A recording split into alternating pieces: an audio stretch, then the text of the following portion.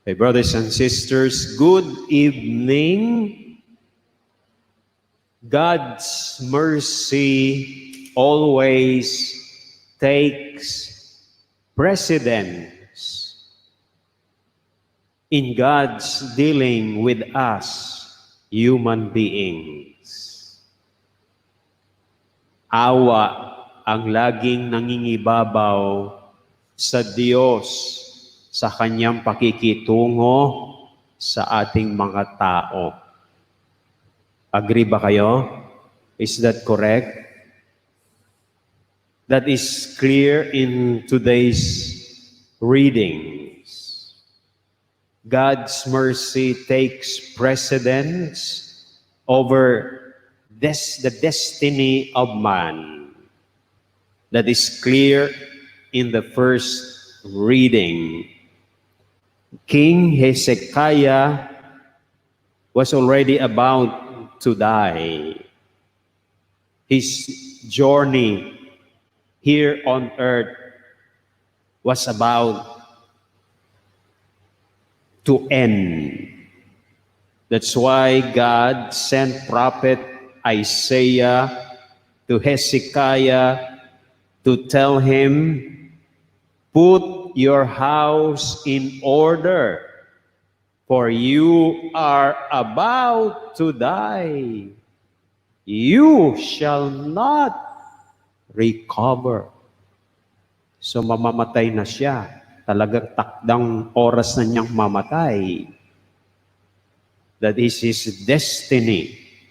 But you know what he did? Hezekiah turned his face to the wall and prayed to God. And he even wept bitterly. And you know what happened? He did not die. God had mercy on him. And not only that, 15 years were added to his life. So God's mercy takes precedence over our destiny as human beings. Even if you die already, if God has mercy on you, your life will be extended. So kung gusto nyo i-extend yung buhay ninyo, ask God's mercy and He might extend your life. God's mercy takes precedence over the ritual. And what is that ritual mentioned in the gospel? That only the priest could eat lawfully the bread of offering in the house of God. So yung mga pari lang ang pwedeng kumain ng bread of offering in the house of God. But you know what happened when David and his companions were hungry? They went to the house of God and took the bread of offering and ate them. Because they were hungry, God had mercy on them. They broke the ritual, but they were innocent. Because God's mercy takes precedence over the ritual. And lastly, God's mercy takes precedence over the law. And what the Lord cited here is the Sabbath law.